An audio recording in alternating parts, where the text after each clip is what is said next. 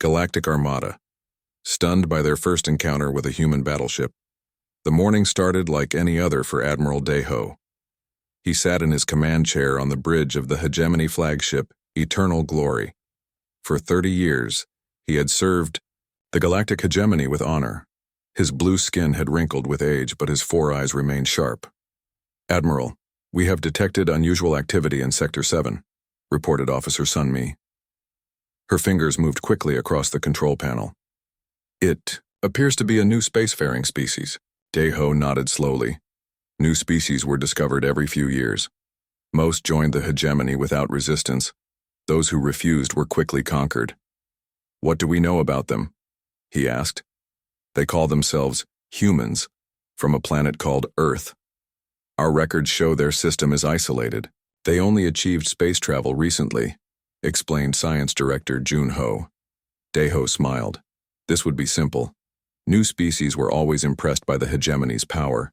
The standard procedure was to show military strength, then offer protection, in exchange for resources and loyalty. "Send the welcome fleet," ordered Deho. 20 warships should be enough to make an impression. The hegemony ships moved into position at the edge of human space. They formed a perfect V-shape, a display of precision and power that had frightened countless species before. "Send the standard greeting message," said Deho. Communication Officer Young Mi pressed several buttons. "Message sent, Admiral. We should receive a response soon." The bridge was quiet as they waited. Suddenly, all alarm systems activated. "Admiral, something massive is coming out of lightspeed travel," shouted Sunmi. The viewing screen showed empty space, then a flash of light. An enormous ship appeared. It was unlike anything Deho had ever seen. The vessel was at least 5 times larger than the Eternal Glory. "Impossible," whispered Junho, checking his instruments. "Their technology should be primitive." The human ship was black and sleek. It had smooth lines and glowed with blue energy along its hull. Strange symbols were painted on its side. Unity. "Are those weapons?" asked Deho, pointing to various parts of the massive ship.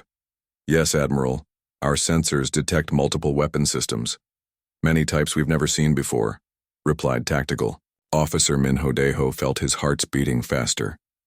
In all his years serving the hegemony, he had never faced anything like this. The humans should have been easy to impress. Instead, they had arrived with a ship that made the mighty hegemony fleet look small. "We are receiving a transmission from the human vessel," announced Young Mi. "Show it," ordered Deho, straightening his uniform. The screen changed to show a human woman. She had dark hair and calm eyes. She wore a simple blue uniform with small symbols on the collar. "Greetings, Hegemony Fleet. I am Captain Sujin of the Earth Exploration Vessel Unity. We come in peace and wish to establish friendly relations." Deho was surprised by her calm manner. Most new species were nervous when meeting the hegemony for the first time. "This is Admiral Deho of the Galactic Hegemony. Your vessel is unexpected. Our records indicated your species was new to space travel." Captain Sujin smiled slightly. "We have been observing the galaxy for many years, Admiral. We preferred to learn before making ourselves known." Deho glanced at his officers. They all showed signs of worry. The humans had been watching them? For how long? "Your ship is impressive," he admitted. "We would like to invite you to join the hegemony. We offer protection and knowledge in exchange for loyalty." Captain Sujin's expression didn't change. "Thank you for your offer, Admiral. However, we prefer to establish relations as equals. Perhaps we could meet to discuss trade and cooperation instead?" The bridge was silent. No species had ever refused the initial offer. "Admiral," whispered Junho, "our sensors have completed the scan of their ship. The power readings are beyond anything in our database. And there's something else." He paused. "We've detected signals suggesting more ships are waiting nearby." Deho felt a cold feeling spread through his body. For the first time in his career, he was faced with a species that might be more powerful than the hegemony. "We accept your invitation to discuss as equals," he said carefully. "We will prepare a meeting place." As the communication ended, Deho looked at the massive human ship on the screen. Everything was changing. The hegemony had ruled the stars for thousands of years, but now they had met humans, and nothing would ever be the same again. The giant meeting hall aboard the hegemony diplomatic station buzzed with excitement. Scientists and officers gathered around tables filled with scanning equipment, analysis tools, and holographic displays. At the center of all this attention stood Captain Sujin of the human vessel, Unity, calmly answering questions. Science Director Junho could hardly contain his amazement as he studied the readings from the human ship. For days, the hegemony's best minds had been trying to understand how humans had built such an advanced vessel. "Your power core uses gravitational compression?" asked Junho, staring at the hologram showing the Unity's engine room. "But that technology is purely theoretical. Our best scientists have worked on it for centuries without success." Sujin nodded. "We solved the containment field problems about 50 years ago. It allows us to create clean energy with minimal resources." Admiral Deho watched from the corner, his four eyes narrowed. This meeting was supposed to demonstrate hegemony superiority, not reveal how far behind they were. Yet the evidence was clear. Human technology was beyond anything they possessed. "What about your hull material?" asked Engineer Jimin, running her scanner over a small sample the humans had provided. "It absorbs energy instead of reflecting it." "Adaptive nanomaterial," explained Technical Officer Hansol, who had accompanied Sujin. "The hull learns from attacks and adjusts its structure accordingly." The hegemony scientists exchanged worried glances. Their weapons relied on energy, projection, lasers, plasma, and ion beams. A hull that absorbed energy would make their entire arsenal nearly useless. "You mentioned this is an exploration vessel," said Admiral Deho, approaching the group. "May I ask what your military ships look like?" The room grew quiet. This was the question everyone wanted answered. Sujin smiled politely. "The Unity serves multiple purposes. While primarily designed for peaceful exploration, it carries standard defensive systems." "Standard?" repeated Deho. "Your scans show weapon capacities that could destroy our entire fleet. Defense is important when exploring unknown space," Sujin replied calmly. "We've encountered many dangers in our travels." Later, at a private meeting with his senior staff, Admiral Deho paced nervously. "How is this possible?" he demanded. "Their world wasn't even on our important systems list. They should be primitives barely able to reach their own moon." "Our intelligence was clearly wrong," said Security Chief Yuna. "But there's something else bothering me. The humans seem completely unafraid of us." Deho nodded grimly. "They know exactly how powerful they are compared to us." The door opened and Science Director Junho rushed in, his face pale. "Admiral, we've completed our deep analysis of the Unity," he said, placing a data tablet on the table. "It's worse than we thought." The hologram showed the interior structure of the human ship. Areas highlighted in red represented technology the hegemony couldn't understand. "Almost 60% of their systems use principles we haven't even theorized," explained Junho. "And we found something else." He zoomed in on a small section of the ship. "These are manufacturing facilities. The Unity can create replacement parts, weapons, even small vehicles while in space. It's completely self-sufficient." "A ship that can repair and arm itself indefinitely," whispered Yun-Ah. "No wonder they travel alone." Admiral Deho sat heavily in his chair. For thousands of years, the hegemony had expanded across the stars, incorporating or conquering all species they encountered. Their technological superiority had never been questioned, until now. "There's one more thing," said Junho hesitantly. "We intercepted communications between the Unity and Earth. They mentioned other ships, much larger ones."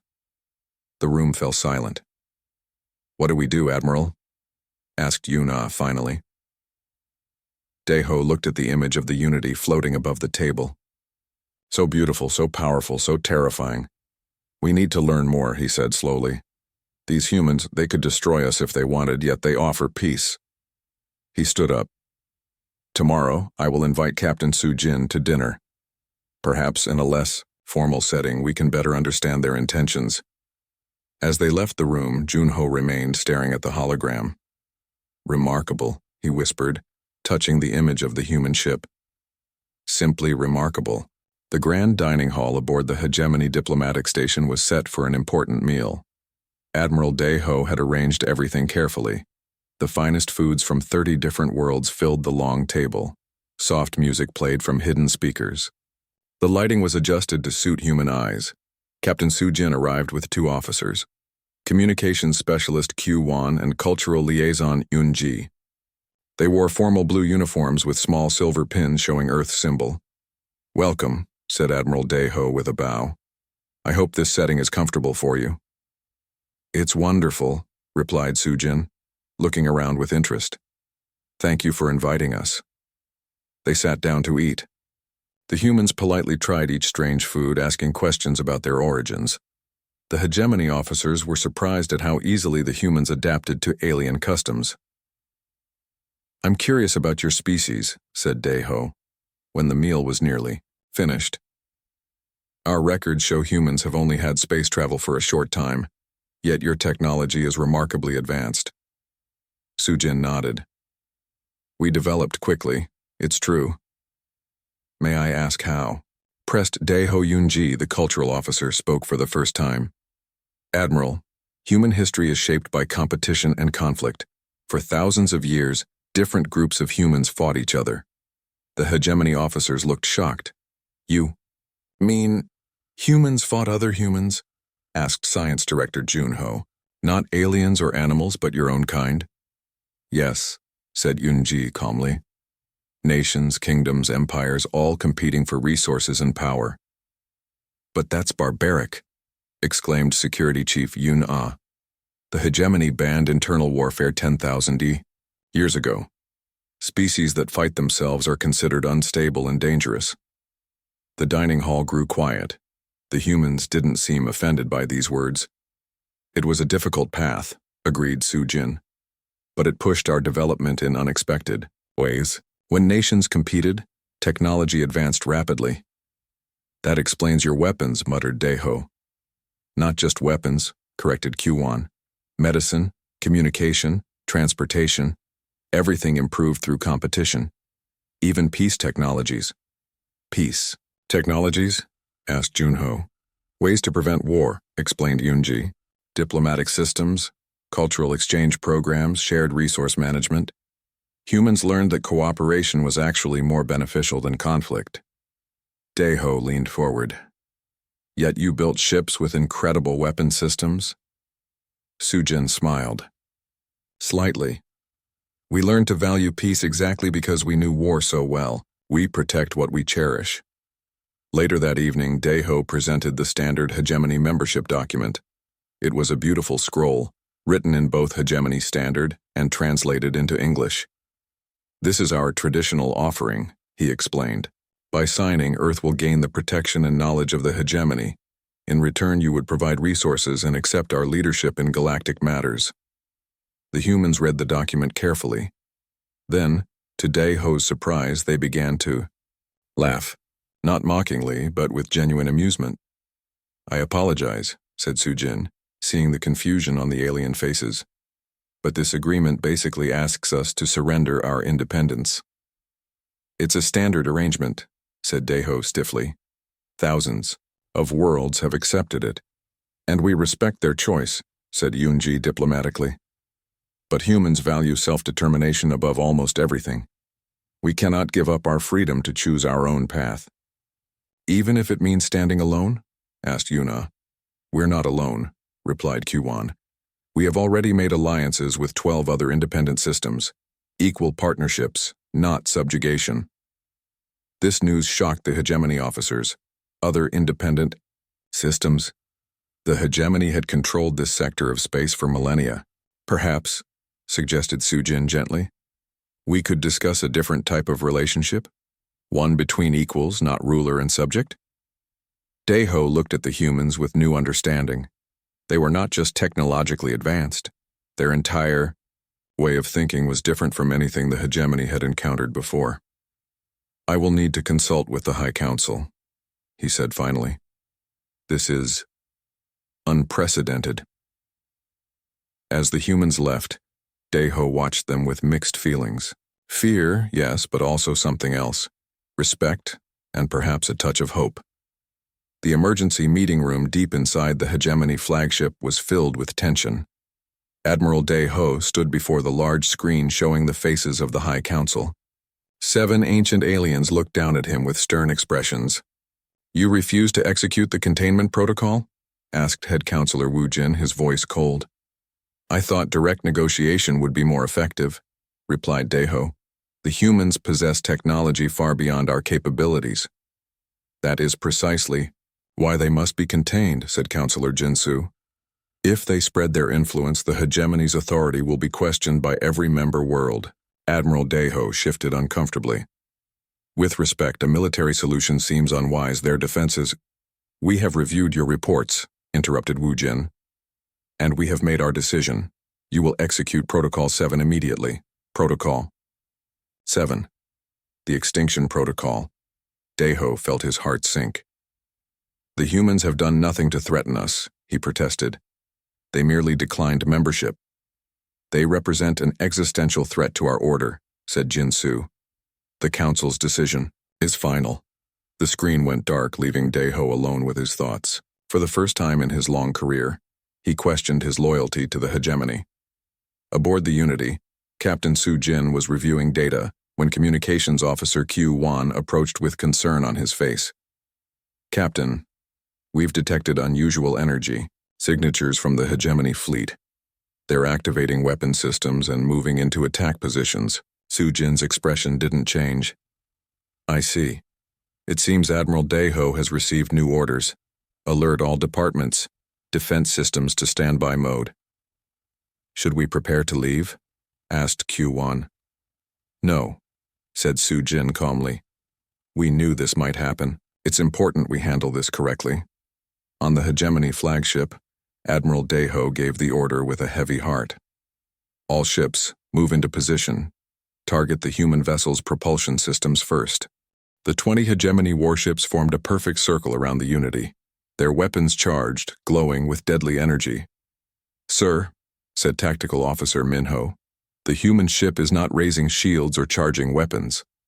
Daeho frowned. Are they surrendering? No, sir, they're hailing us.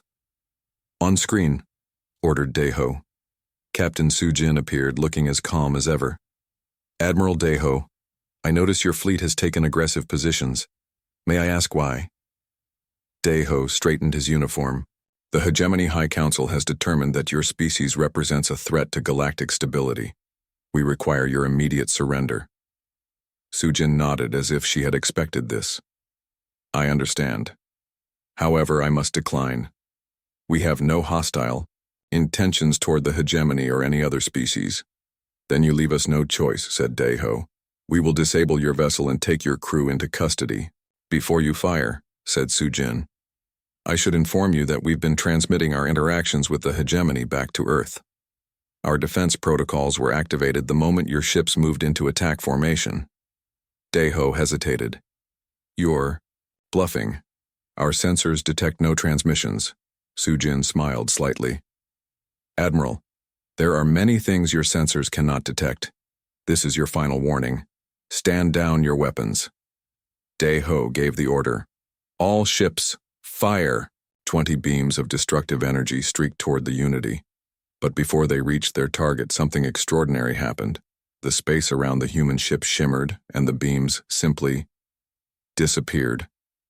What happened? Demanded Daeho. Did we miss? No, sir, said Minho, checking his instruments frantically. They have some kind of, energy absorption field. Our weapons had no effect. Suddenly, alarms blared across the hegemony fleet. 3 massive objects had appeared from nowhere, dropping out of faster-than-light travel with impossible precision. New contacts, shouted Officer Sunmi. 3 vessels, much larger than the Unity. The viewing screen showed 3 enormous ships, each at least twice the size of the Unity. They positioned themselves around the hegemony fleet, creating a perfect triangle formation. "We're receiving a transmission from the largest vessel," said Communications Officer Young Mi, her voice trembling. "On screen," ordered Deho quietly. A stern-faced human woman appeared. Admiral insignia decorated her uniform. "This is Admiral Yuna of the Earth Defense Force. Your unprovoked attack on our exploration vessel has been recorded and transmitted to Earth Command. Surrender your weapons and stand down immediately." Deho looked at his officers, then back at the screen. For the first time in the hegemony's long history, they had no choice but to surrender. In the vast, cold expanse of space, an ancient conflict was brewing. The new Galactic Order, a powerful organization, had been quietly building its strength for decades. Led by Commander Zara Vex, a strategic mastermind with piercing silver eyes and a reputation for ruthless efficiency, the group had been carefully planning their ultimate move. The galaxy had been divided and weak, with countless star systems struggling under the weight of old political tensions. Zara saw this fragmentation as an opportunity. Her plan was simple yet audacious. Unite the galaxy under a single strong leadership, her leadership. On a dark station orbiting a distant blue planet, Zara gathered her top commanders. Her flagship, the Obsidian Spear, hummed with quiet energy. She stood before a holographic map of the known universe, her finger tracing potential conquest routes. "We are not conquerors," she told her lieutenants. "We are unifiers. Every system we bring under our control is a system saved from chaos." Her second-in-command, Marcus Riley, a veteran warrior with scars mapping his face, nodded silently. He had seen the destruction of countless worlds and believed in Zara's vision of controlled peace. Their first target was the Orion Cluster, a region known for its rich mineral resources and scattered defense networks. Intelligence suggested the local governments were more interested in fighting each other than presenting a unified resistance. The attack came swiftly. Hundreds of sleek, dark ships dropped from hyperspace, overwhelming the unprepared planetary defenses. Within hours, 3 major systems had fallen without significant bloodshed. Zara's strategy was precise: minimal destruction, maximum submission. But not everyone was willing to surrender. On the planet Meridian, a small resistance group led by a young pilot named Elena Cruz began to organize. She had lost her family in previous galactic conflicts and was determined to prevent another massive war. Elena's resistance was unconventional. Instead of direct military confrontation, they used advanced hacking techniques to disrupt the new Galactic Order's communication networks. Small teams would infiltrate key stations, creating confusion and breaking the illusion of the Order's invincibility. Zara was aware of the resistance. Rather than being angered, she was intrigued. "Resistance means passion," she told Marcus. "Passion can be redirected." As weeks turned into months, the conflict evolved. The new Galactic Order wasn't just a military machine. It was a complex political entity offering stability to worlds long torn by internal conflicts. Some planets welcomed their arrival, seeing an end to centuries of tribal and regional wars. Elena's group grew, attracting veterans, scientists, and citizens who feared losing their freedom. They were outnumbered but not outmaneuvered. Each small victory against the Order was a beacon of hope. The turning point came during the Battle of Sigma Quadrant. What began as a standard planetary takeover became a complex chess match of strategy and willpower. Elena's innovative tactics caught the new Galactic Order off guard, proving that technology and passion could challenge even the most organized military force. Zara watched the battle unfold from her command center, a hint of a smile playing on her lips. This was more than a war. It was a transformation of galactic politics. As star systems watched and waited, the conflict between the new Galactic Order and the Resistance became a symbol of larger questions. Was true peace possible through force? Could unity be achieved without destroying individual identities? The story was just beginning, with millions of lives hanging in the balance, waiting to see how this cosmic drama would unfold. Distant stars witnessed the struggle, silent and unchanged, as civilizations fought their eternal battles of control, resistance, and hope.